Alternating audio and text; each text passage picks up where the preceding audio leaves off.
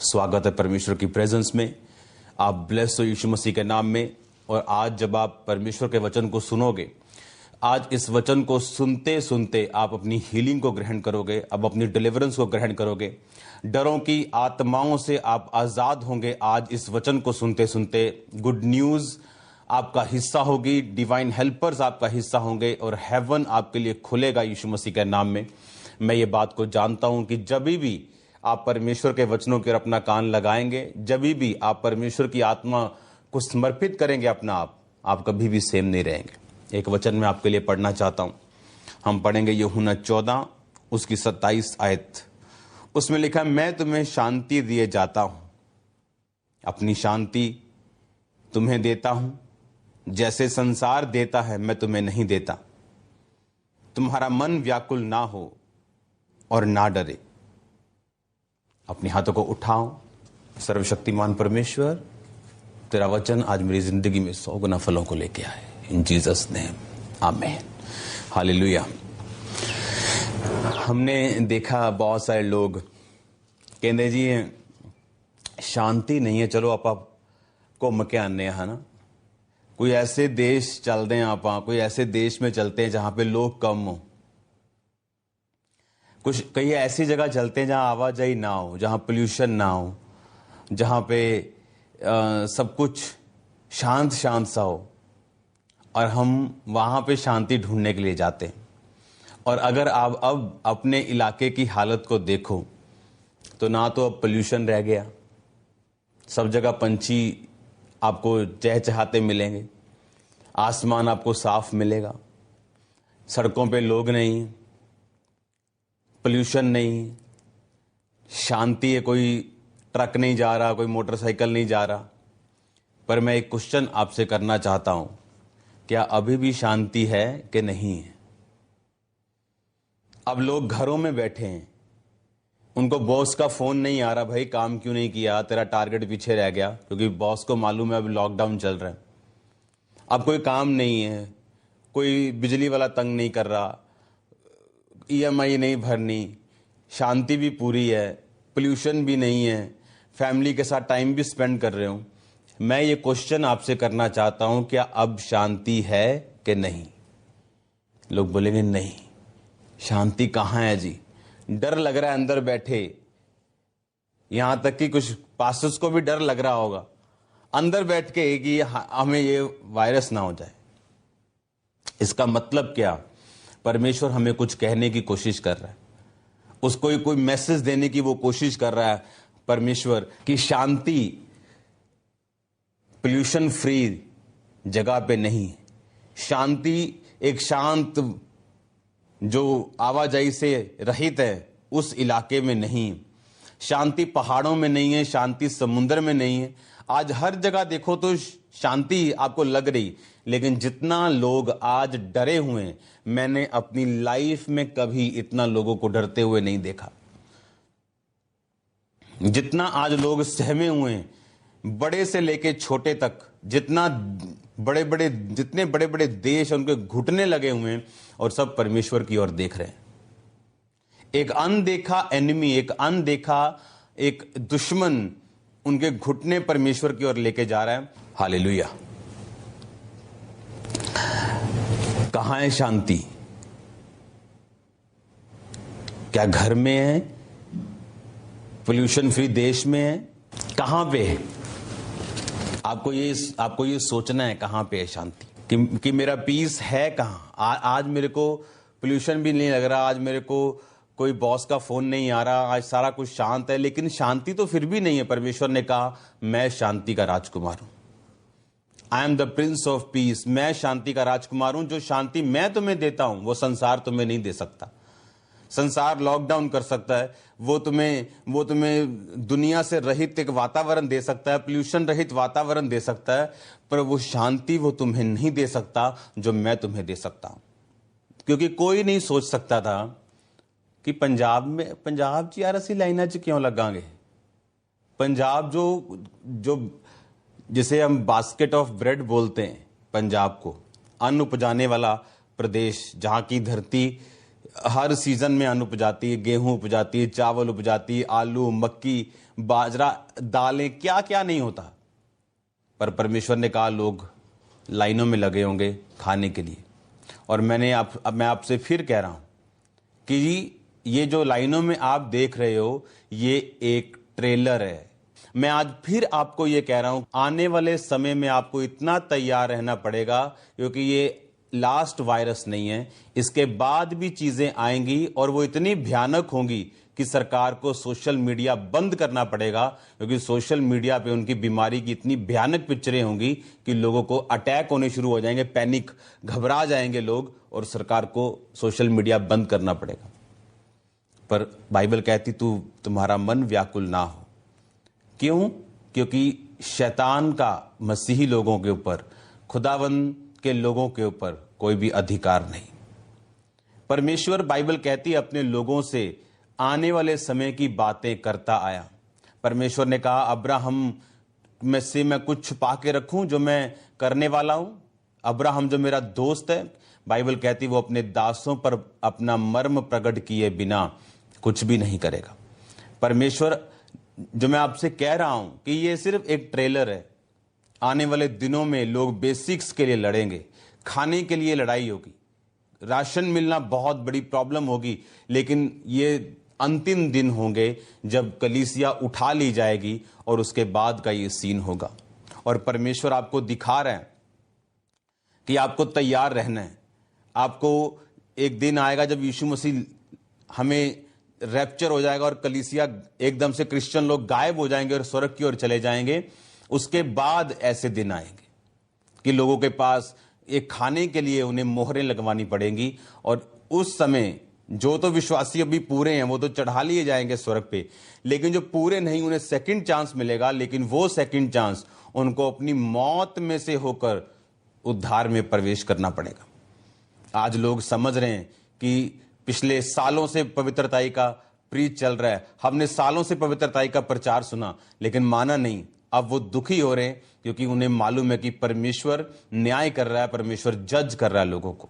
और ये सिर्फ कलीसिया के लिए एक ट्रेलर है। परमेश्वर दिखा रहा है कि अंत के दिन, बाइबल कहती है, इतने भयानक होंगे कि जो सृष्टि के पैदा होने से अब तक लोगों ने कभी नहीं देखे, क्योंकि ऐसे बुरे दिन देशों पर आने वाले जो उन्होंने कभी नहीं देखे। और मैं आपको हथियारों के बारे में जनवरी से बता रहा था, क्योंकि बाइबल कहती परमेश्वर के सारे हथियार बांध लो ताकि तुम बुरे दिनों का सामना कर सको। आपको यह बात समझने की क्यों मैं आपको यह बता रहा था कि परमेश्वर ने कहा इसका मतलब बुरा दिन आएगा। परमेश्वर ने कहा मेरे सारे हथियार बांध लो, यिर्मयाह 6:10 में, क्योंकि ताकि तुम बुरे दिनों का सामना कर सको और सब कुछ पूरा करके स्थिर रह सको। याद रखो, आज परीक्षाओं के दिन हो सकते हैं, लेकिन मसीही लोगों को इस परीक्षा में घबराना नहीं, क्योंकि मेरा परमेश्वर आपके साथ खड़ा रहेगा। डिवाइन हेल्पर्स आपके साथ खड़े रहेंगे। परमेश्वर आपके इंतजामों को पूरा करेगा। वो आपको इस परीक्षा में जब परख के साथ देख लेगा, इस परीक्षा के निकल जाने के बाद आप आशीषित, आप शांति से भरे हुए अपने आप को पाएंगे। एक बात को याद रखो, ये तैयारी चल रही है परमेश्वर के आने की, अंत के दिनों की तैयारी है। परमेश्वर अपनी कलीसिया को तैयार कर रहा है और दिखा रहा है कि देखो ये ट्रेलर, 21 दिनों में तुम्हारा ये हाल, अभी 21 दिन भी पूरे नहीं हुए। सोचो अगर ये सदा की चीज हो जाए, कलीसिया के जी उठने के बाद, जब कलीसिया रैप्चर में चली जाएगी और स्वर्ग में चली जाएगी और उसके बाद शैतान का नीचे उसको पावर दी जाएगी, सोचो उन दिनों में क्या हाल होगा। जो लोग जिन्होंने तौबा नहीं की होगी और परमेश्वर के साथ वो जीवित नहीं उठाए जाएंगे। सोचो जो लोग रह जाएंगे उनको फिर मालूम होगा कि हमें तौबा करनी है, लेकिन बाइबल कहती है उस तौबा के लिए उन्हें बड़े बड़े मूल्य अदा करने पड़ेंगे, अपनी जान की कीमत तक देनी पड़ेगी। और जो लोग हार जाएंगे, शैतान के सामने घुटना टेक देंगे और दुष्ट के सामने झुक जाएंगे, उन्हीं को खाना मिलेगा। यह टाइम कलीसिया के तैयार रहने का, मैं फिर कह रहा हूं, यह टाइम यीशु मसीह के आने का है, कलीसिया के तैयार रहने का। और मैं कह रहा हूं फिर आपसे कि आपको जब, अगर आप तैयार हो तो आप किसी वायरस से डरोगे नहीं, क्योंकि यह आपको नरक में नहीं भेज सकता। और बाइबल कहती अपनी समझ का सहारा ना लेना, वरन संपूर्ण मन से यहोवा पर भरोसा रखना, उसी को स्मरण करके सब काम करना, वो तेरे लिए सीधा मार्ग निकालेगा। अपनी दृष्टि में बुद्धिमान ना होना, यहोवा का भय मानना, बुराई से अलग रहना, इस कारण तेरा शरीर भला चंगा और तेरी हड्डियां पुष्ट रहेंगी। अपनी दृष्टि में बुद्धिमान मत होना, यहोवा का डर रखना, बुराई से अलग रहना, तेरा शरीर भला चंगा और तेरी हड्डियां पुष्ट रहेंगी। यह वचन आपके लिए हथियार है, यह वचन आपके लिए दवाई है, यह वचन आपको सुरक्षित रखेगा यीशु मसीह के नाम में। वो आपको शर्मिंदा नहीं होने देगा, आपके बच्चों को शर्मिंदा नहीं होने देगा, वो आपकी सुरक्षा रखेगा अगर आप इस वचनों का अंगीकार करेंगे।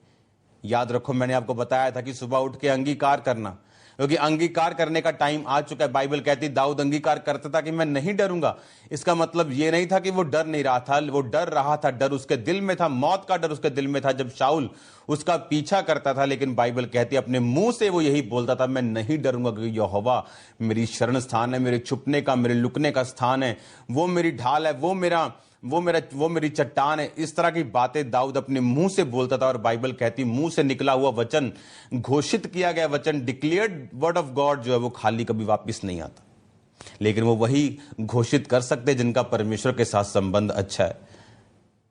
वो घोषित नहीं कर सकते जो व्यभिचार में, उनको मालूम है व्यभिचार में उनको तौबा की जरूरत है। घोषित किया वचन उनकी जिंदगी में काम नहीं करेगा। आपको ये बात फिर से रखनी है। मैं फिर आपसे ये क्वेश्चन कर रहा हूं, अपने भाइयों से क्वेश्चन करना जो मसीह में नहीं है, कि आज पोल्यूशन भी नहीं है, आज गाड़ियां भी नहीं, आज बॉस का प्रेशर भी नहीं, आज छुट्टियां भी चल रही, तो क्या शांति आई कि नहीं आई? क्योंकि शांति इस बाहरी वातावरण के बदलने से या ना बदलने से नहीं, बल्कि शांति यीशु मसीह के अपने दिलों में, अपने जीवनों के अपनाने से आती।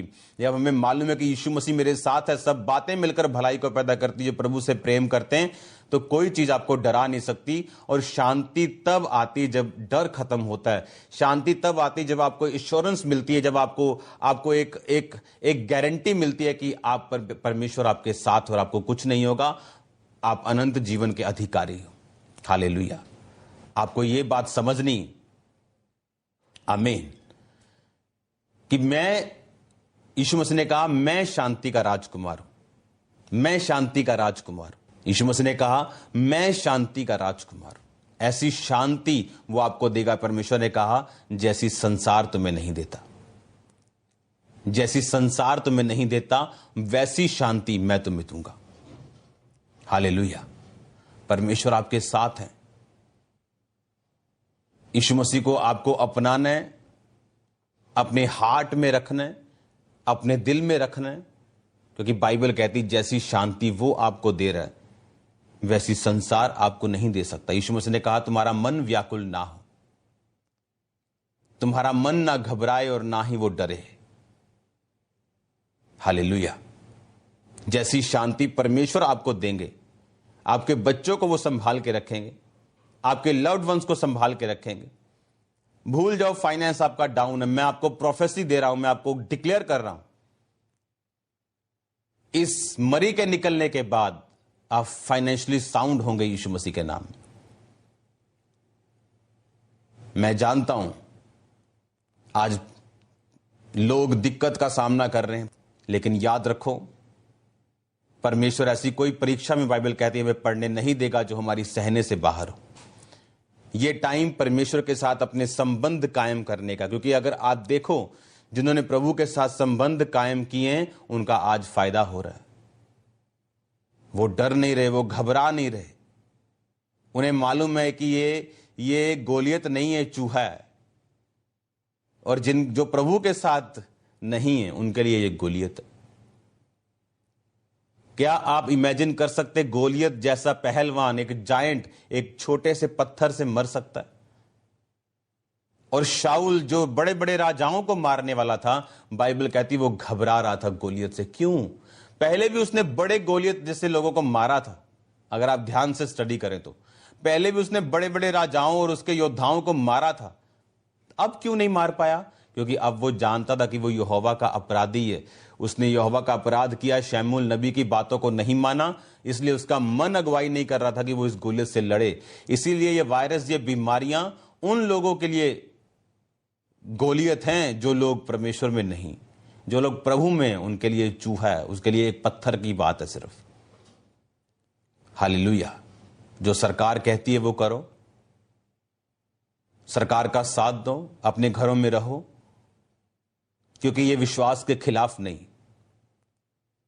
अगर आप मेरी पिछले दिनों की वीडियोस, पिछले सालों की वीडियोस देखो तो हजारों पेशेंट्स जो स्किन के रोगी है, जिन पे कोई हाथ नहीं लगाता, क्योंकि स्किन का रोग स्किन में कहते फैलता है, मैंने उन पे हाथ रख के प्रार्थनाएं की हैं स्किन के रोगियों के ऊपर। टीबी के रोगी, उनके घर वाले अलग कर देते हैं उनके बर्तन, उनके कपड़े, उनके बिस्तर। टीबी के रोगियों के ऊपर इस तरह से कि सांस लो, मैं हाथ रख के उन पे प्रार्थना करता रहा हूं सालों से, टीबी के रोगियों के ऊपर। अगर कोरोना वायरस पे हम प्रार्थना करना चाहें तो सरकार नहीं करने देगी। क्यों? क्योंकि अगर हम उनके कांटेक्ट में आते हैं तो वो हमें भी बोलेगी अब आप भी साइड पे चले जाओ और अलग अलगताई में रहो, क्योंकि आप उनके संपर्क में आए हो। लेकिन आप कॉल सेंटर से लोग, पेशेंट्स प्रार्थना करवा के इस वायरस से फ्री हो रहे हैं। आपने एक टेस्टिमनी सुनी, लेकिन वो एक नहीं है, और भी टेस्टिमनीज हैं, मैं आपको दिखाऊंगा उसको। स्पेन की टेस्टिमनीज हैं, जो लोग कोरोना वायरस से फ्री हुए, कॉल सेंटर से प्रार्थना करवा के परमेश्वर के सामने से उन्होंने मांगा खुदावन से, यीशु मसीह ने उनको हील किया। अब कहते ना, मैं एमएलए नू जानदा, तेन मैं दसूंगा, लेकिन टाइम पे वो काम आए तो मजा है। अब जिनके संबंध परमेश्वर के साथ सही हैं, अब टाइम पे परमेश्वर उनकी जिंदगियों में काम कर रहा है। ये टाइम तौबा करने का, परमेश्वर के करीब जाने का। और याद रखो, चंगियाई आपका हक है, आपकी ब्रेड है, आपकी रोज की रोटी। इसको मांगना ही नहीं, इसको अधिकार के साथ लेना है और शैतान को भगाना है यीशु मसीह के नाम में। हालेलुया। क्योंकि परमेश्वर, बाइबल कहती हमें उसने हमें बुद्धि का आत्मा दिया। उसमें बाइबल कहती हम में मसीह का मन है, हम में मसीह का माइंड काम करता है। मसीह लोग जो है वो हेल्पर्स हैं, मसीह लोग जो हैं वो प्रॉब्लम सॉल्वर हैं। वो अपनी सरकारों की प्रॉब्लम सॉल्व करेंगे, अपने घराने की प्रॉब्लम सॉल्व करेंगे, दूसरों की प्रॉब्लम सॉल्व करेंगे। ये हमारी मसीह होने की निशानी है। फिर से वचन पढ़ता हूं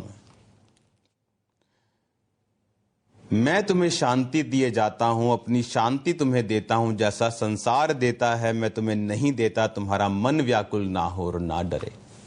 कौन कह रहा है ये?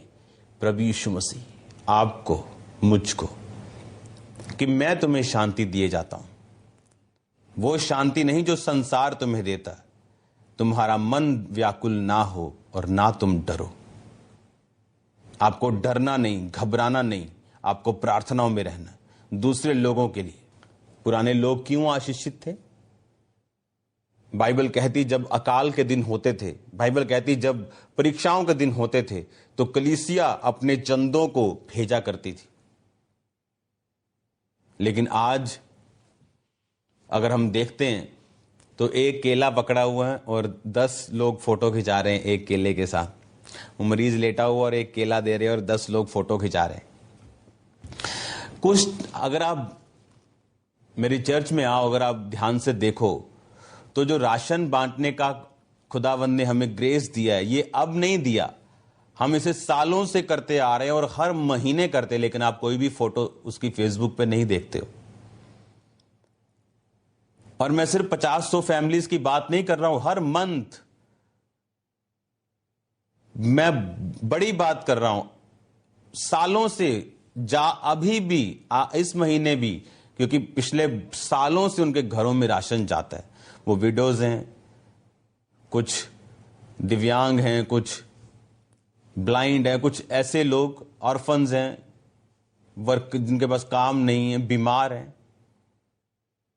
मुझे तो जब मैं ऐसे हॉस्पिटल जहां पे मैं चैरिटी के सामान सारे भेजता हूं, तो वो लोग बोलते हैं कि आपने कभी हमारे साथ पिक्चर नहीं खिंचाई, या किसी को नहीं मालूम कि आप हमारे लिए इतना बड़ा काम कर रहे हो, एक बार तो हमें ऐसा करने दो। मैंने कहा नहीं। लेकिन पिछले कुछ दिनों से मैं इंटरनेट पे कुछ पिक्चर्स डाल रहा हूं, आप देखो तो मैं डाल रहा हूं कि राशन आ रहा है, अभी भी 2 गाड़ियां भर के चावल आया, इतने टन आ रहा है, ये सामान, ताकि दूसरे पास्टर्स भी हैं, लोग भी हैं, वो ये समझें कि ये टाइम गैदर करने का नहीं, ये टाइम बांटने का है, ये टाइम लोगों को देने का है, ये टाइम कलीसिया को याद रखने का है, नॉन बिलीवर्स को याद रखने का है, और सबसे बड़ा मैं आपको बता रहा हूं, परदेशियों को याद रखने का। वो परदेशी अगर चले गए आपकी कणकें खड़ी रह जाएंगी, मैं आपको बता रहा हूं। आप दुखी हो जाओगे। और वो लोग, बाइबल कहती तुम परदेशी का हाल पूछना। आप जानते हैं अय्यूब सबसे बड़ा क्यों था? बाइबल कहती परदेशियों का हाल वो बहाना लेके पूछता था, बहाने के साथ लोगों को भेजता था परदेशियों के पास। ठीक ठाक हो, कोई कमी तो नहीं है तो वो उनके पास हेल्प को भेजता था। इसीलिए बाइबल कहती अय्यूब पूर्वी देश में सबसे बड़ा इंसान था, सबसे ज्यादा धर्मी था, सबसे ज्यादा बुराई से अलग रहने वाला था। और इसीलिए बाइबल कहती वो सबसे ज्यादा आशीषित और अमीर था। उसकी पवित्रता ही उसका परमेश्वर के साथ संबंध। और लोगों लिखा विधवा मेरे कारण आनंद के साथ गाती है। अगर आप यहां पे आए और देखें कितनी विडोज जब वो राशन लेती तो मुझे दुआएं देती हैं और लोगों को, मिनिस्ट्री को दुआएं देके जाती है, आप हैरान हो जाओगे। लेकिन आप कभी पिक्चर नहीं देखोगे उनकी फेसबुक पे। जब इस मिनिस्ट्री के डॉक्यूमेंट्स जब सरकारें देखती हैं तो बोलती हैं कि आपकी चैरिटी कहां है। तो मेरे लोगों ने फिर मुझे बताया कि आप फेसबुक पे अगर नहीं डालो लेकिन सब चीजों का रिकॉर्ड रखो। और तब सरकार ने जब देखा कि इतनी मेजर चैरिटी हो रही है तो तब कुछ सर्टिफिकेट हमें दिए गए थे। और अभी भी लोगों को मालूम नहीं, फेसबुक को मालूम नहीं, सोशल मीडिया को मालूम नहीं कि कितनी चैरिटी हर महीने जाती थी। लेकिन इस बार पिक्चर्स को डालने का मतलब और मकसद ये था कि बहुत से लोग हैं जो इस टाइम सोचेंगे कि ओह चर्च का खर्चा क्या चलेगा, बचा लो, सब बचा लो। लेकिन ये टाइम बचाने का नहीं, ये टाइम बांटने का था, ये टाइम देने का था, ये टाइम परदेशियों के पास पहुंचने का था, गरीब लोगों के पास, दिहाड़ी लोगों के पास। मैं फिर आपसे कह रहा हूं, जब मैं विजिट करने के लिए गरीब लोगों के पास जाता था तो उनके दुकानों पे लोग खड़े होते थे, 5 रुपए का तेल दे दो, 2 रुपए की मिर्ची दे दो, 10 रुपए के चावल दे दो, 5 रुपए की दाल दे दो। एक टाइम का खाना वो लेके जाते थे और पकाते थे, खाते थे। कल फिर ऐसा था, वो आज भी ऐसे ही हैं लोग। तब उनकी दिहाड़ी अगर 120 रुपए थी, आज 400 है। लेकिन तब आटा 6 रुपए का था, अब आटा 20 रुपए का। फर्क इतना ही, बस उसकी वैल्यू उसकी बढ़ गई और उसकी बढ़ गई, फर्क कुछ नहीं। लेकिन आज भी वो लोग ऐसे ही हैं। तो उन लोगों तक पहुंचने के लिए ये पिक्चर्स डाली गई थी। अगर अभी भी मैं यहां पे आपको वचन दे रहा हूं तो मेरी टीम राशन को दे रही, मेरी वाइफ लिस्टों को तैयार कर रही, सब पीछे टीम काम कर रही आप लोगों के लिए। इसलिए कि ये टाइम ऐसा था कि अगर आपके पास बैंक बैलेंस है तो ये बोने का टाइम है। ये वो टाइम नहीं जब आप बोलोगे हाय पता नहीं अग्गो की होना, पता नहीं आगे क्या होगा, अभी बचा के रखो बचा।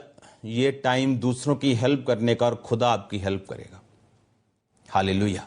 ये टाइम बोने का टाइम है, ये टाइम देने का टाइम है, ये टाइम अपने पैसों से हेल्प लेके जाने का टाइम है, ताकि इन दिनों में लोग डर तो रहे ही हैं लेकिन भूखे ना रहें, प्रॉब्लम में ना रहें। और इस तरह से आप अपने देश की हेल्प कर रहे हो, आप सरकार की हेल्प कर रहे हो, आप यहोवा परमेश्वर को उधार दे रहे हो। क्योंकि बाइबल कहती जो गरीब को देता वो यहोवा को उधार देता। इसीलिए बाइबल कहती पुराने टाइम में सब कलीसिया के लोग जो थे वो प्रेरितों के पांव के ऊपर पैसा रखते थे। वो डायरेक्ट क्यों नहीं देने जाते थे? क्योंकि बाइबल कहती जब आप चर्च में अपनी ऑफरिंग्स को देते हो वो आपका पैसा सेंटिफाई होता है, कबूल होता है, और उससे जब परमेश्वर के काम होते हैं आपको असर होता है। आपने कभी प्रेरितों को ये नहीं बोला होगा कहते हुए कि जाओ अपना अपना पैसा बांट दो। बाइबल कहती है उसके पांव में वो पैसों को रखते थे और उसके साथ हजारों लोगों के जो जरूरतें थी वो पूरी होती थी। इन दिनों में जो मैंने देखा है मैं अब बयान नहीं कर सकता, उसकी पिक्चर्स मैं आपको नहीं दिखा सकता, लेकिन लोगों को मैंने दुखी होते देखा है एक राशन के लिए। और आपको समझना है लोगों की तकलीफ को। कुछ लोगों के लिए राशन बड़ी बात नहीं, मेरे लिए आपके लिए बड़ी बात नहीं, लेकिन कुछ लोगों के लिए वो बड़ी बात है। आपको उन लोगों को देखना है, आपको समझना है। और यीशु मसीह आपको याद रखेंगे। याद रखना, याद रखो ये चीज, ये दिन लंबे नहीं चलेंगे, ये खत्म हो जाएंगे, लेकिन आपका रिकॉर्ड हेवन में लिखा जाएगा। कोई आपको भी याद करेगा, आपकी भी मुसीबत के टाइम सुनी जाएगी। हालेलुया। ये टाइम रखने का टाइम नहीं है, ये टाइम अभी सेव करने का टाइम नहीं, ये टाइम बोने का टाइम है, ये टाइम देने का टाइम। ये वो टाइम है जब एक युद्ध पद्धर के साथ, जिस तरह सरकार लड़ाई कर रही है इसके साथ, क्रिश्चियन लोग भी इसे युद्ध की तरह ले। आमीन। और बहुत से लोग आगे आए, बहुत से क्रिश्चियन लोग पंजाब में आगे आए। खुदावंद सबको ब्लेस करेगा। और याद रखो, ये पास्टर्स के लिए यूनिटी का टाइम है। अगर हम यूनिटी नहीं रखेंगे, अभी प्रार्थना नहीं करेंगे, तो शैतान इसका फायदा उठाएगा। अब उनको समझ आ रहा है कि यूनिटी में कितनी पावर है, और ये शैतान का काम था यूनिटी को खत्म करना। हालेलुया। आपको याद रखना है, the best is coming next. इस वर्ड को बना के रखो। एक से दिन नहीं रहेंगे, लेकिन अगर आप बोलते जाएंगे the best is coming next, तो ये आपके लिए ऐसा ही होगा। बाइबल कहती है इसहाक के टाइम में अकाल पड़ा, उसने वो देश छोड़ना चाहा, परमेश्वर ने कहा इसको छोड़ मत, यहीं पे रहे। और बाइबल कहती है सूखी जमीन में वो बीजों को बोया और 100 गुना फल लेके आया। इस अकाल में बोने वाले इतना फल लेके आएंगे जितना बहुतायत में बोने वाले फल नहीं लेके आएंगे। हालेलुया। क्योंकि इस टाइम लोगों को जरूरत है, इस टाइम कलीसिया को जरूरत है। इस टाइम किसी चीज को हम नहीं कर रहे हैं, इस टाइम कोई खर्चा नहीं कर रहे, सिर्फ एक ही खर्चा, जो भी आप करो परमेश्वर की महिमा के लिए करो। दिखाने के लिए मत करो, गुप्त में रखो बहुत सारी चीजें। उतना दिखाओ जितना लोगों को इनकरेज करने के लिए काफी हो, जिससे लोग पुश हों कि हमें कुछ करना पड़ेगा। बस इतना ही। बाकी गुप्त में रखो, प्रार्थनाएं गुप्त में रखो, ताकि परमेश्वर आपको फल दे। हालेलुया। तो मेरा ये वचन आपको याद रखना है। अपने पड़ोसी से पूछना है क्या शांति आई? अब पोल्यूशन भी नहीं, अब बॉस का फोन भी नहीं आता, काम धंधा भी, अभी तुम बाहर नहीं हो, छुट्टियां भी हो रखी, अब बॉस तंग भी नहीं करेगा, एक काम चाहिए मेरे को, क्योंकि वो जानते हैं निकल नहीं सकते हम। अब पूछो शांति है, क्योंकि शांति प्रभु यीशु मसीह में, शांति उसके पास है जिसने शांति को बनाया। शांति शांति के राजकुमार के पास है। यीशु मसीह ने कहा मैं अपनी शांति तुम्हें देता हूं, कि कोड़े पड़े थे मेरे को तभी मेरी शांति गुमी नहीं। तुम्हारे आसपास कुछ भी हो, कोई वायरस फैले, लेकिन मेरी शांति हमेशा तुम्हारे साथ रहेगी। ये परमेश्वर की इच्छा है आप लोगों के लिए कि आप शांति में रहें। ये परमेश्वर की इच्छा है आप सबके लिए, आपके परिवार के लिए, कि आप शांति में रहें, पवित्रताई में बने रहो। मैं फिर कह रहा हूं, पवित्र बनो क्योंकि परमेश्वर पवित्र है। उसके आगमन के लिए तैयारी करो, क्योंकि अब जो कलीसिया उठा ली जाएगी, उसके बाद दूसरे लोग जो तौबा करेंगे, उसके बाद मन फिराएंगे देख के कि कलीसिया तो उठा ली गई, वो बहुत दुखों के साथ फिर उद्धार में प्रवेश करेंगे। परमेश्वर के वचन को डिक्लेयर करना अपने ऊपर, अपने परिवार के ऊपर, अपने लोगों के ऊपर मत छोड़ो। लगातार डिक्लेयर करो, कुछ भी होता रहे, वचन को डिक्लेयर करो। अपने लोगों के लिए प्रेयर करो, डॉक्टर्स के लिए प्रेयर्स करो, प्रधानमंत्री के लिए, मुख्यमंत्री के लिए, सब लोगों के लिए प्रार्थना करो कि परमेश्वर उनको बुद्धि दे, उनको ताकत दे इस वायरस से लड़ने के लिए। और परमेश्वर आपका यूज करेगा, वो आपको इस्तेमाल करेगा। अब आप फ्री हो, करो रिश्तेदारों को फोन, उन्हें यीशु मसीह के बारे में बताओ, करो इवेंजलिज्म। अगर आज इवेंजलिस्ट टीम नहीं जा पा रही तो आप मेरे इवेंजलिस्ट हो, आप मेरी इवेंजलिस्ट टीम हो। करो लोगों को फोन, बताओ प्रभु यीशु मसीह के बारे में, उनको पूछो कि आप शांति है कि नहीं, क्योंकि बाइबल कहती है शांति का राजकुमार प्रभु Yeshu Masih. Hallelujah. God bless you all. The best is coming next आपकी लाइफ में मैं घोषणा करता हूं। आज खुदावंद की अगुवाई से मैं खास बीमारों के लिए प्रार्थना करना चाहता हूं। तो जितने बीमार हैं वो तैयार रहो, अपने हाथों को उठाओ। थैंक यू जीसस, क्योंकि मैं देख रहा हूं परमेश्वर यीशु मसीह के नाम में आपको हील होते हुए, आपको डिलीवर होते हुए, छाती की इन्फेक्शन से आजाद होते हुए मैं आपको देख रहा हूं। ब्रेन की बीमारियों से मैं आपको फ्री होता हुआ देख रहा हूं। सब रोगों से मैं आपको आजाद होता हुआ देख रहा हूं। ब्लड के रोग से आजाद होता हुआ देख रहा हूं। आंखों के रोगियों को हील होता हुआ देख रहा हूं। कानों के रोगियों को इन्फेक्शन से फ्री होता हुआ देख रहा हूं। कानों के पर्दों को मैं आता हुआ देख रहा हूं। अपनी स्क्रीन को छू और यीशु मसीह के सामर्थी नाम में चंगे हो जाओ। यीशु मसीह के पवित्र नाम में हील हो जाओ।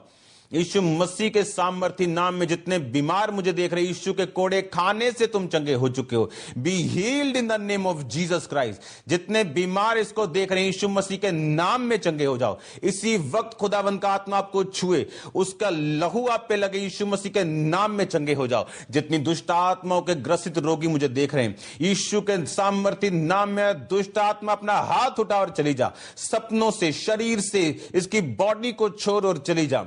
मैं यीशु मसीह के नाम में उन चीजों को आपके मुंह से निकलता हुआ देख रहा हूं। यीशु मसीह के नाम में दुष्ट आत्माओं के प्रभाव को खत्म होता हुआ देख रहा हूं। जादू और टोने को खत्म होता हुआ देख रहा हूं। आई rebuke the spirit of witchcraft. मैं विचक्राफ्ट की आत्मा को डांटता हूं, निकल जाए आपकी लाइफ को छोड़ के यीशु मसीह के नाम में। फाइनेंशियली खुदावंद आपको आशीष और बरकत दे। खुदावंद जितनों ने बोया उनको 100 गुना आशीष दे। खुदावंद जितने लोगों के कारण आज लोगों की हेल्प होगी, खुदावंद तू स्वर्ग से होकर उनको याद कर मेरे सामर्थी परमेश्वर। प्रभु यीशु मसीह के पवित्र नाम में आजाद हो जाओ। प्रभु यीशु मसीह के पवित्र नाम में चंगे हो जाओ। यीशु मसीह के पवित्र नाम में आजाद हो जाओ। यीशु के नाम में आपकी हड्डियां जी उठे, मरे हुए अंग जी उठे। यीशु मसीह के पवित्र और सामर्थी नाम में जितने अंग मरे हुए हैं वो जी उठे। यीशु मसीह के पवित्र और सामर्थी नाम में जितनी शैतानी चीजें आपकी बॉडी के अंदर छोड़ के जाती रहे, यीशु मसीह के पवित्र नाम में आपकी बॉडी चंगी हो जाए। वो आत्मा जिसने यीशु मसीह को मुर्दों में से जी उठाया, वो आपको क्यों ना जी उठाएगा। हर एक मुर्दा अंग आपकी बॉडी में से जी उठे यीशु मसीह के नाम में। उजाला हो आपके घरों में। डरों का आत्मा में रिब्यूक करता हूं, डांटता हूं, निकल जाए यीशु मसीह के नाम में इनके घरों से। यीशु मसीह के पवित्र नाम में बेस्ट टाइम आपका आ रहा है। बेस्ट टाइम ही आपका हिस्सा होगा यीशु मसीह के पवित्र नाम में। मैं आपको आशीषित घोषित करता हूं, मैं आपको ब्लेस्ड घोषित करता हूं। आप एक ब्लेस्ड जनरेशन कहलाएंगे, हेल्पफुल जनरेशन कहलाएंगे, प्रॉब्लम सॉल्वर जनरेशन आप कहलाएंगे यीशु मसीह के पवित्र नाम में। मैं लोगों को फ्री होता हुआ देख रहा हूं, आजाद होता हुआ देख रहा हूं। हड्डियों के रोगों से एक्सीडेंटल रोगी आजाद हो रहे हैं, स्किन के रोगी आजाद हो रहे हैं, टीबी के रोगी आजाद हो रहे हैं, कैंसर एड्स के रोगी आजाद हो रहे हैं। कैंसर एड्स के रोगियों को मैं आजाद होते हुए देख रहा हूं। अपनी रिपोर्ट के साथ आप फ्री होते हुए मैं आपको देख रहा हूं यीशु मसीह के पवित्र नाम में। आजाद हो जाओ। कोरोना वायरस के पेशेंट जिस तरह खुदावंद ने आजाद किए हैं, जिस तरह वो हील कर रहा है और हमें गवाहियां आ रही, उसी तरह आपकी भी गवाही आई यीशु मसीह के नाम में। वो कोई भी बीमारी क्यों ना हो, कोई भी बीमारी यीशु मसीह के लिए बड़ी नहीं। यीशु के सामर्थी नाम में चंगे हो जाओ और आजाद हो जाओ और खुदावंद का आनंद आप पे ठहरा रहे। मैं आपको आशीषित घोषित करता हूं, आपके परिवार को आशीषित घोषित करता हूं। यीशु मसीह के लहू को आपके परिवार पे, आपकी लाइफ के ऊपर लगाता हूं, आपके जीवन, आपके फाइनेंस के ऊपर लगाता हूं। प्रभु यीशु मसीह के सामर्थी नाम में मांगता हूं, क्योंकि बाइबल कहती खुदा बाप ने इतना प्रेम किया, अपना इकलौता बेटा यीशु मसीह दिया, जो कोई उस पर विश्वास करे वो अनंत जीवन पाए और नरक का अधिकारी ना हो। प्रभु यीशु मसीह का फजल यानी उसके अनुग्रह से हम पापी ही थे, तो उसने अपना बेटा हमें स्वीकार किया, पिता से मिलाया, और पाक रूह की सहभागिता यानी इस दुनिया में कुछ भी आपके साथ अगर ना हो तो चलेगा, लेकिन अगर खुदावंद का आत्मा आपके साथ नहीं तो ठन ठन सब कुछ नहीं है। फिर वो पीतल की झांझ लिखा बर्तन की तरह खड़कने वाले हैं, फिर अगर होली स्पिरिट हमारे अंदर नहीं है तो। इसीलिए ये तीनों चीजें आपकी लाइफ पे बनी रहें। खुदा बाप का प्रेम, प्रभु यीशु मसीह का फजल, पाक रूह की सहभागिता आपके साथ, आपके लव्ड वंस के साथ, सब पास्टर्स के साथ, कलीसियाओं के साथ, जो आने वाली आमद के लिए तैयारी कर रही, खुदावंद से प्यार करती, इन सबके साथ ये चीजें बनी रहे खुदावंद की होने वाली आमद तक। आमीन, आमीन। God bless you all. खुदावंद में बने रहो, अड़े रहो, खड़े रहो, गवाही के साथ वापिस आओ। सबको जय मसीह की।